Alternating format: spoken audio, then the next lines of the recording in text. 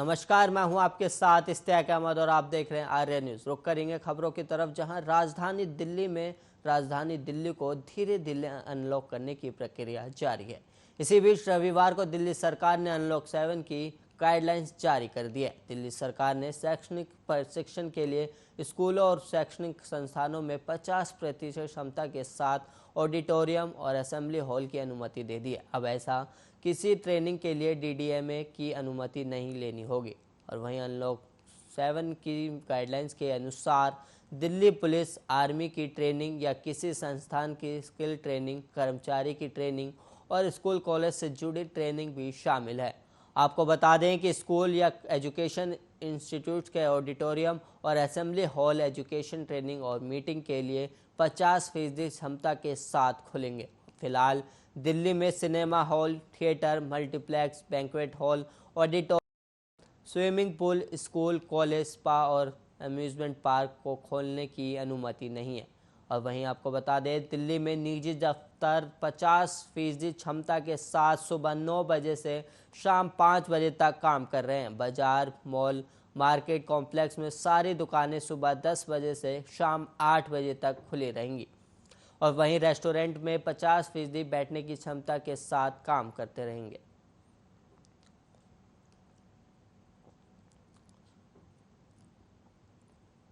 और वहीं जम्मू कश्मीर के अनंतनाग समेत कई जगहों पर एनआईए ने छापेमारी की। आतंकी संगठन आईएसआईएस ने संबंध रखने के आरोप में एनआईए ने छापेमारी के दौरान 5 लोगों को गिरफ्तार भी किया है। जानकारी मिली है कि ये लोग अफगानिस्तान जाने की फिराक में थे। दारुल उलूम इंस्टीट्यूट पर भी एआईएन की छापेमारी हुई है। जांच एजेंसी ने लैपटॉप समेत कई दस्तावेज जब्त किए हैं। दारुल उलूम इंस्टीट्यूट के चेयरमैन को भी हिरासत में लिया गया है। एक दिन पहले ही जम्मू कश्मीर सरकार के 11 कर्मचारियों को कथित आतंकवादी संबंध रखने के आरोप के चलते बर्खास्त कर दिया गया। इनमें अनंतनाग जिले के 2 शिक्षक भी शामिल हैं, जिन्हें राष्ट्र विरोधी गतिविधियों में शामिल पाया गया है। 2 पुलिस कांस्टेबल भी शामिल है, जिन्होंने कथित रूप से आतंकियों को अंदरूनी सूचना प्रदान की थी। और वहीं शनिवार को बर्खास्त किए गए 11 सरकारी कर्मचारियों में से 4 अनंतनाग जिले के, 3 बडगाम के और एक बारामुल्ला, श्रीनगर, पुलवामा और कुपवाड़ा जिले के हैं।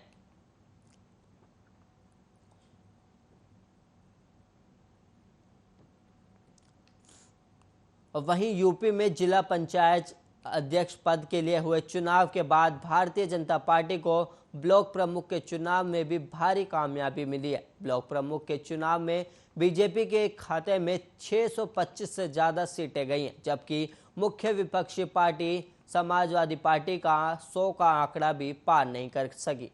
प्रदेश के 825 ब्लॉक प्रमुख के चुनाव में बीजेपी को 626 सीटें मिली, जबकि समाजवादी पार्टी के कब्जे में 98 सीटें ही आई हैं। शेष 101 सीट अन्य के खाते में गई, जिसमें बड़ी संख्या में निर्दलीय उम्मीदवार भी शामिल है।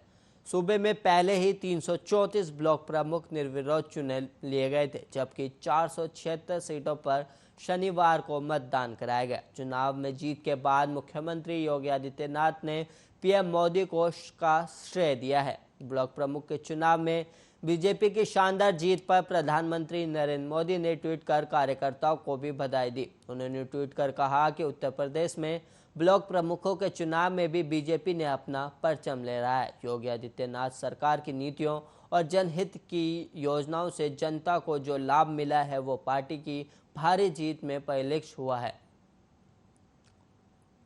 और वहीं मोदी ने ट्वीट कर दिया, आप सबको शुभकामनाएं के लिए हार्दिक आभार माननीय राष्ट्रीय अध्यक्ष जी। उत्तर प्रदेश में क्षेत्रीय पंचायत अध्यक्ष के चुनाव में बीजेपी को भव्य विजय मिली है। और वहीं संगठन की जनपक्षर कार्यशैली और की लोक कल्याणकारी नीतियों के चलते बीजेपी को जीत मिली है। वहीं योगी आदित्यनाथ ने शुभकामनाएं भी दी हैं और वहीं राष्ट्रीय अध्यक्ष का आभार भी जताया है। और वहीं उत्तर प्रदेश में क्षेत्र पंचायत अध्यक्ष के चुनाव में बीजेपी को 626 सीटें मिली है। वहीं यूपी के सीएम योगी आदित्यनाथ ने इसकी शुभकामनाएं दी हैं। और वहीं नरेंद्र मोदी ने भी ट्वीट कर इसकी जानकारी दी। उन्होंने लिखा, उत्तर प्रदेश में ब्लॉक प्रमुखों के चुनाव में बीजेपी को खासी जीत मिली है। सरकार की नीतियों और जनहित की योजनाओं से जनता को जीत मिली है। वही पार्टी की भारी जीत में परिलक्षित हुआ है। इस विजय के लिए पार्टी के सभी कार्यकर्ता को बधाई दी गई है। पीएम मोदी ने उत्तर प्रदेश में ब्लॉक प्रमुखों के चुनाव को लेकर ट्वीट कहा। उन्होंने सरकार की नीति और जनहित की योजनाओं से जनता को जो भी लाभ मिला है उसके चलते ही ब्लॉक प्रमुख में जीत हासिल हुई है। वो पार्टी की भारी जीत में परिलक्षित हुआ है। इस विजय के लिए पार्टी ने सभी कार्यकर्ताओं को बधाई दी है। उत्तर प्रदेश में जनसंख्या विधेयक 2021 का ड्राफ्ट तैयार कर लिया गया है। राज्य विधि आयोग जल्द ही इसे अंतिम रूप देने के बाद राज्य सरकार को सौंपेगा।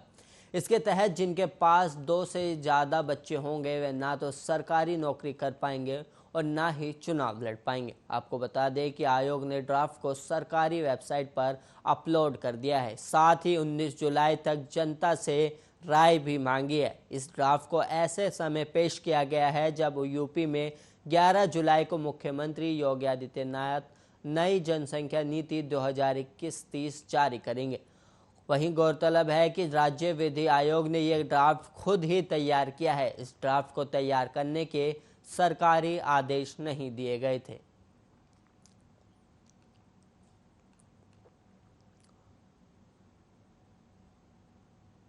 दिल्ली पुलिस के क्राइम ब्रांच ने हनी ट्रैप के जरिए बिजनेसमैन से 1 करोड़ की उगाही करने के आरोपी सॉफ्टवेयर इंजीनियर और उसकी महिला साथी को गिरफ्तार किया है। पुलिस के मुताबिक आरोपी दिल्ली के एक बड़े बिजनेसमैन से सोशल मीडिया पर फेसबुक, इंस्टाग्राम पर उसकी एक महिला के साथ अश्लील वीडियो डालने की धमकी देकर 1 करोड़ रुपए की उगाही करने की कोशिश कर रहे थे। व्यापारी से शिकायत मिलने के बाद पुलिस ने आरोपियों को गुरुग्राम से गिरफ्तार कर लिया है। पुलिस के मुताबिक इस गैंग को राजकिशोर सिंह नाम का शख्स चला रहा था, जो पेशे से सॉफ्टवेयर इंजीनियर है। राजकिशोर सिंह गुरुग्राम में स्पा भी चलाता था। यहाँ सर्विस के लिए रखी लड़कियों को हनी ट्रैप के लिए भी इस्तेमाल करता था। पुलिस ने इसके दोस्त आर्यन दीक्षित और उसकी गर्लफ्रेंड को भी गिरफ्तार किया है। आर्यन ने नोएडा से एमबीए किया हुआ है और आर्यन की गर्लफ्रेंड भी पेशे से सॉफ्टवेयर इंजीनियर है। पुलिस के मुताबिक इस गैंग की महिला सदस्य टिंडर ऐप पर टारगेट ढूंढकर उनसे चैटिंग करती थी और दोस्ती करती थी और फिर अपने जाल में फंसाने के बाद टारगेट को अपनी बताई जगह पर बुलाकर स्पाई कैमरे के जरिए उसका अपने साथ अश्लील वीडियो बना लेती थी। फिर कुछ दिनों बाद इनका सेक्सटॉर्शन का खेल शुरू हो जाता था। फिलहाल पुलिस ने सभी को गिरफ्तार कर जेल भेज दिया है और आगे की कार्रवाई में जुट गई है।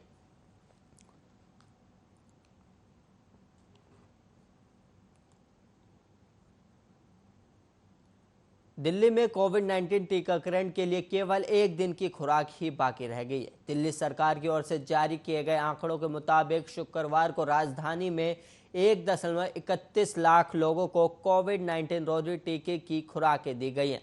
वहीं कोविन पोर्टल के मुताबिक शनिवार को दिल्ली में टीके की 79,626 खुराकें दी गई। अब तक दिल्ली में कुल 88,90,766 लोगों को टीके की खुराक दी जा चुकी है। इनमें से 20,76,571 लोगों को दूसरी खुराक दी जा चुकी है। और वहीं दिल्ली सरकार की ओर से जारी किए गए टीकाकरण बुलेटिन के मुताबिक शुक्रवार को राजधानी में कोविड-19 वैक्सीन की 1,31,143 खुराकें दी गई, जिसमें से 35,802 लोगों को टीके की दूसरी खुराक दी गई। और वहीं शनिवार की सुबह तक दिल्ली के पास कोवैक्सीन टीके की करीब 2,50,000 खुराकें और जबकि कोविशील्ड टीके की 63,000 खुराकें उपलब्ध थी। बुलेटिन के मुताबिक कोवैक्सीन टीके का इस्तेमाल केवल दूसरी खुराक देने के लिए किया जा रहा है, क्योंकि इसकी आपूर्ति नियमित नहीं है।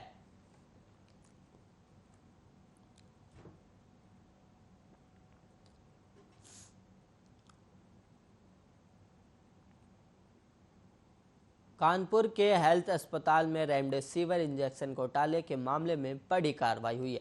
जिलाधिकारी के रिपोर्ट के बाद जीएसवीएम मेडिकल कॉलेज के प्राचार्य डॉक्टर संजय काला ने 2 फार्मासिस्ट और 1 सिस्टर इंचार्ज को निलंबित कर दिया। वहीं संविदा पर तैनात 60 से 70 वार्ड बॉय, नर्स और सफाई कर्मियों को बर्खास्त करने का भी फैसला किया गया। मामले में किसी भी डॉक्टर की लापरवाही नहीं पाई गई, जबकि डॉक्टर की सिफारिश पर ही इंजेक्शन जारी किए जाते थे। आपको बता दें कि कोविड की दूसरी लहर के दौरान रेमडेसिविर इंजेक्शन की जबरदस्त कमी देखने को मिली। आलम यह था कि इंजेक्शन ब्लैक में कई गुना दामों पर बेचा जा रहा था। इस दौरान हेल्थ अस्पताल के एक वार्ड बॉय को पुलिस ने रेमडेसिविर इंजेक्शन की ब्लैक मार्केटिंग करने के आरोप में गिरफ्तार किया था। इसके बाद जब कोरोना के मामले कम होने शुरू हुए तो ये बात सामने आई कि हेल्थ अस्पताल में मुर्दों के नाम पर रेमडेसिविर इंजेक्शन जारी करा लिए गए। कई ऐसे मामले सामने आए जिसमें मरीज की मौत के कई दिनों बाद तक उनको लगाने के लिए इंजेक्शन इशू किए जाते रहे। मुर्दों को रेमडेसिविर इंजेक्शन लगाने का मामला सामने आने के बाद जीएसवीएम मेडिकल कॉलेज में हड़कंप मच गया। आनंद फानंद में शासन ने मामले का संज्ञान लेकर तत्कालीन मेडिकल कॉलेज प्रिंसिपल से रिपोर्ट तलब की, जिसके बाद हेल्थ अस्पताल में कोविड मरीजों के सभी रिकॉर्ड प्रिंसिपल ने जमा कर जांच के आदेश दिए, जिसके बाद डीएम ने मामले की जांच सीडीओ को सौंपी थी।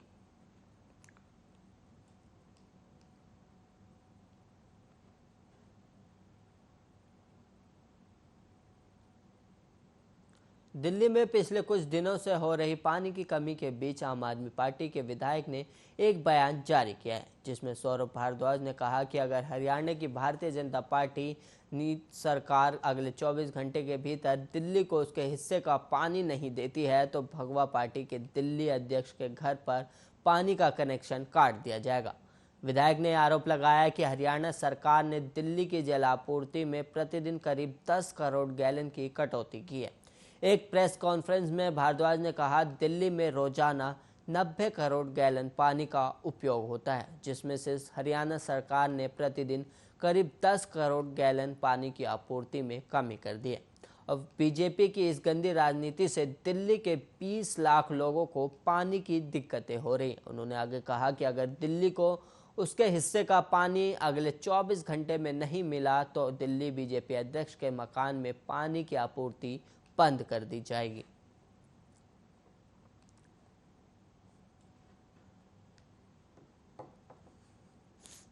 दुनिया की मशहूर टेक्नोलॉजी कंपनी माइक्रोसॉफ्ट ने कोरोना महामारी के इस मुश्किल दौर में अपने कर्मचारियों की मेहनत को सम्मानित करने के लिए एक मुश्त $1500 यानी लगभग 1.12 लाख रुपए का बोनस देने का ऐलान किया है।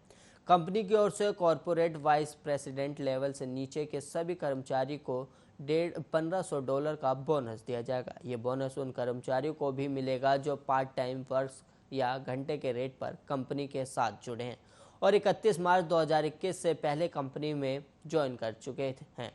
एक रिपोर्ट के मुताबिक महामारी के इस दौर में माइक्रोसॉफ्ट ने कठिन वित्तीय वर्ष को पूरा किया है। माइक्रोसॉफ्ट की chief people officer Kathleen Hogan ने इसकी घोषणा कर्मचारियों से की है। यह अमेरिका और वैश्विक स्तर पर कंपनी के सभी कर्मचारियों पर लागू होगा। हालांकि बोनस लिंक्डइन, गिटहब और जेनीमैक्स कर्मचारी के लिए नहीं होगा। ये तीनों कंपनियां माइक्रोसॉफ्ट की स्वामित्व वाली हैं। माइक्रोसॉफ्ट के पास वर्तमान में 1,75,508 स्टाफ हैं। इस हिसाब से कंपनी को बोनस पर $20 करोड़ का अतिरिक्त भार पड़ेगा। रिपोर्ट के मुताबिक ये रकम माइक्रोसॉफ्ट की 2 दिन की कमाई से भी कम है। बता दें कि महामारी से जुड़ा बोनस घोषित करने वाली माइक्रोसॉफ्ट पहली कंपनी नहीं है। इससे पहले फेसबुक ने अपने 45,000 कर्मचारी को पिछले साल $1,000 का बोनस दिया था और वहीं अमेजोन ने फ्रंट लाइन वर्कर को $300 हॉलीडे बोनस दिया था। इसके अलावा बैंक ऑफ अमेरिका ने अपने 1.7 लाख से अधिक कर्मचारियों को रिवॉर्ड दिया था। इनमें भारत में इसके लगभग 24,000 कर्मचारी शामिल थे। बैंक ऑफ अमेरिका ने $1 लाख से कम पैकेज वाले कर्मचारियों को $750 का रिवॉर्ड दिया था।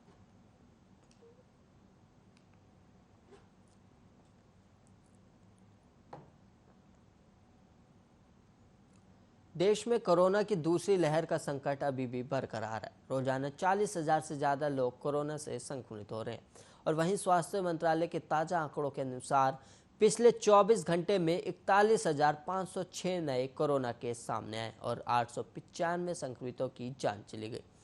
इससे पहले शुक्रवार को 42,766 नए केस आए थे। वहीं पिछले 24 घंटे में 41,526 लोग कोरोना से ठीक भी हुए, यानी कि कल 915 एक्टिव केस कम हो गए थे। ये लगातार 33वां दिन है जब भारत में 1 लाख से कम नए कोरोना वायरस मामले सामने आए और वहीं कोरोना एक्टिव केस अब 5 लाख से नीचे आ गए। वर्तमान में 4,54,118 एक्टिव मामले हैं और अब तक कुल 4,08,040 मौतें हुई हैं। अब तक कुल 2,99,75,000 लोग ठीक भी हो चुके हैं।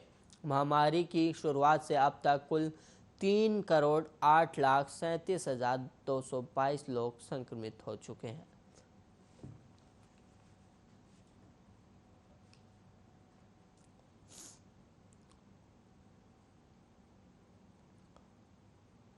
और वहीं मध्य प्रदेश के बैतूल जिले में दिल दहलाने वाला मामला सामने आया है, जहां शनिवार को एक तरफा प्रेम प्रसंग को लेकर 22 साल के एक युवक ने कथित तौर पर 3 लोगों की गोली मारकर हत्या कर दी।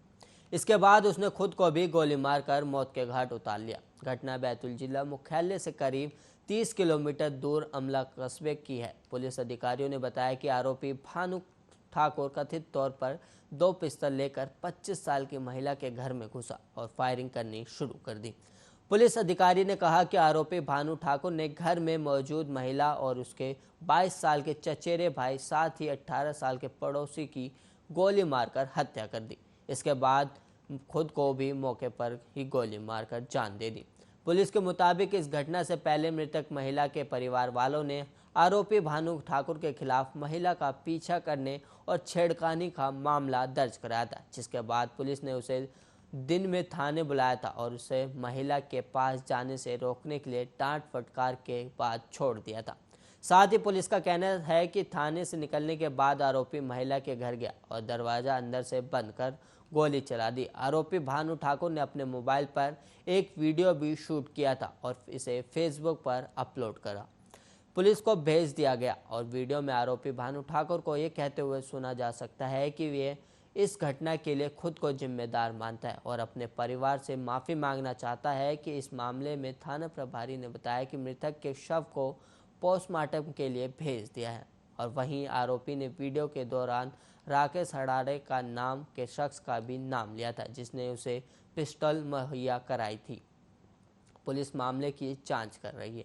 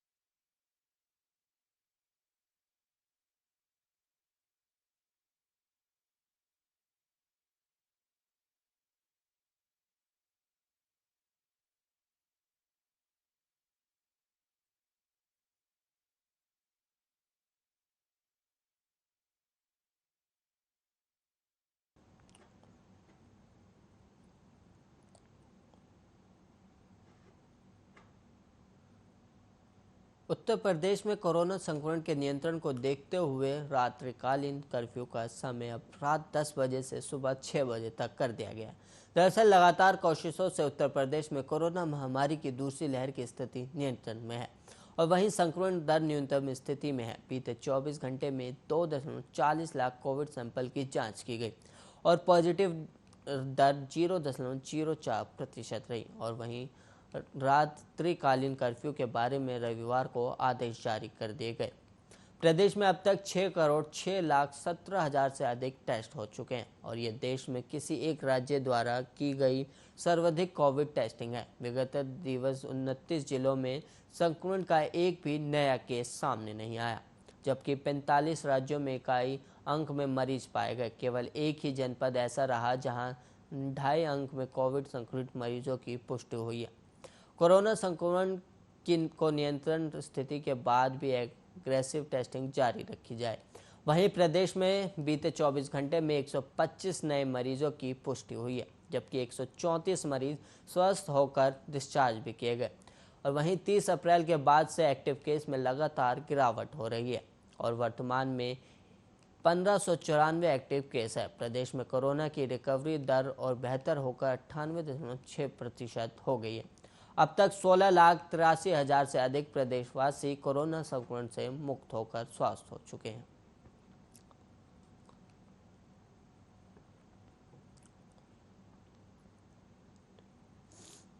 महंगे होते पेट्रोल डीजल की कीमतों से आज आम आदमी को राहत मिली है। सरकारी तेल कंपनियों ने रविवार को कीमतों में कोई इजाफा नहीं किया गया।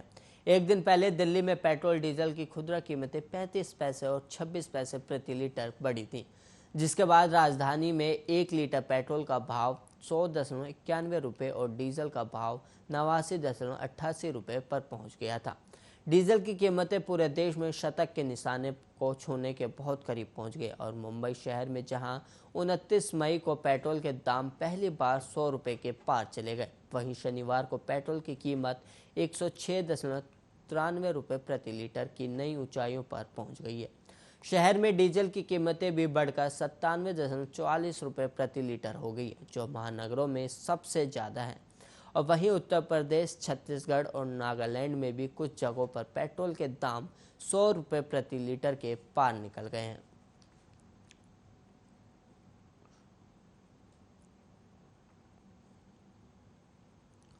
अमूल के बाद अब मदर डेयरी ने भी ग्राहकों को झटका दिया है। मदर डेयरी ने दिल्ली एनसीआर में दूध के दाम बढ़ा दिए। इसमें 2 रुपये प्रति लीटर की बढ़ोतरी की गई है। नई कीमत 11 जुलाई 2021 यानी आज से लागू है। कोरोना काल में महंगाई से जनता पहले ही परेशान है। खाने पीने के सामान से लेकर पेट्रोल डीजल तक महंगा हो गया, जिसका सीधा असर जनता की जेब पर पड़ा है। उच्च इनपुट लागत के कारण कंपनी ने दूध के दाम बढ़ाए। कंपनी ने आखिरी बार दिसंबर 2019 में दूध की कीमतें बढ़ाई थी। मदर डेयरी ने कहा कि नई कीमतें दूध के सभी प्रकार पर लागू होंगी। कंपनी ने बयान में कहा कि कंपनी कुल इनपुट लागत पर मुद्रास्फीति के दबाव का सामना कर रही है, जो पिछले 1 साल में कई गुना बढ़ गई है। साथ ही महामारी के कारण दूध उत्पादन भी प्रभावित हुआ है। और वहीं दिल्ली एनसीआर में 1 लीटर फुल क्रीम मिल्क अब 55 रुपये की बजाय 57 रुपये मिलेगा। और वहीं टोन मिल्क की कीमत 45 रुपये से बढ़कर 47 रुपये प्रति लीटर हो गई है। पिछले 1 साल में कृषि कीमतें 8 से 10% तक बढ़ गई है और इनके साथ ही प्रसंस्करण, पैकेजिंग और लॉजिस्टिक्स की बढ़ती परिचालन कीमतों की मार भी पड़ी है। मदर डेयरी ने कहा कि यह ध्यान देना होगा कि पिछले 3-4 हफ्तों में अकेले दूध की कृषि कीमतों में लगभग 4% की वृद्धि हुई है। पिछले 1 साल में दूध की खरीद के लिए ज़्यादा कीमतें चुकाने के बावजूद उपभोक्ताओं के लिए कीमत नहीं बढ़ाई गई थी। दिल्ली एनसीआर में मदर डेयरी रोजाना 30 लाख लीटर से ज़्यादा दूध बेचती है और दूध के दामों में इजाफा होने से घी, पनीर, मक्खन, चीज़, लस्सी और छाछ के अलावा मिठाई, चॉकलेट आदि की कीमतों में बढ़ोतरी हो सकती है। दूध के दाम बढ़ने का असर आम आदमी की रसोई पर देखने को मिलेगा, क्योंकि इसकी खपत प्रत्येक परिवार में रोजाना होती है।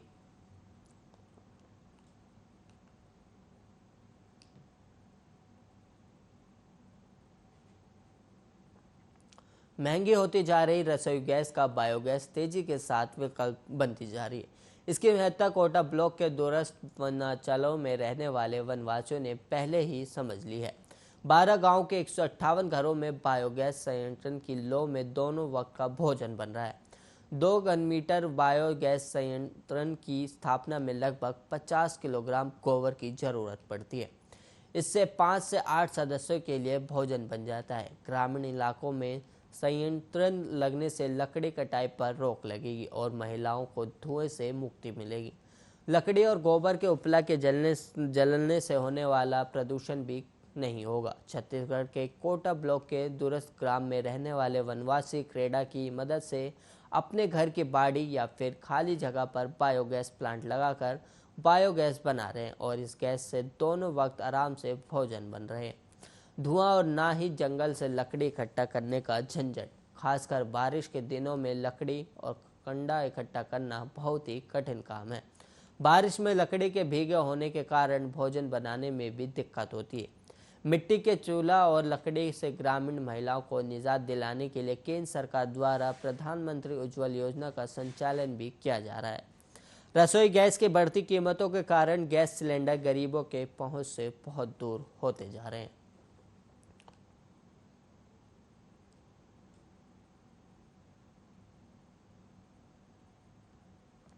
पुरी में भगवान जगन्नाथ की वार्षिक रथ यात्रा को लेकर एक दिन पहले आज रात 8 बजे कर्फ्यू लगाया जाएगा।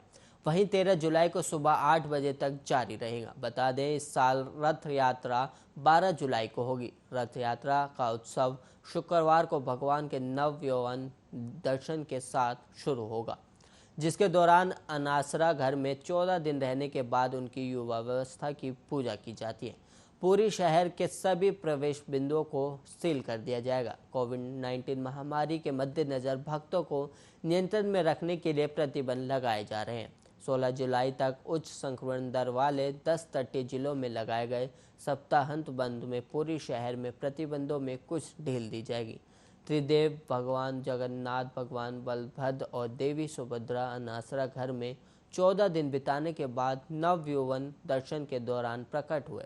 हालांकि श्रद्धालु उत्सव में सीधे भाग नहीं ले सके, क्योंकि महामारी के कारण किसी को भी मंदिर में प्रवेश की अनुमति नहीं है।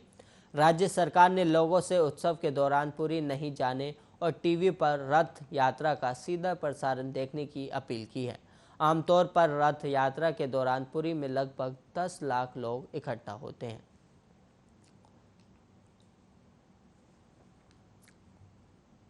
इस बुलेटिन में इतना ही। ऐसे ही तमाम खबरों के लिए आप देखते रहिए आर्या न्यूज़।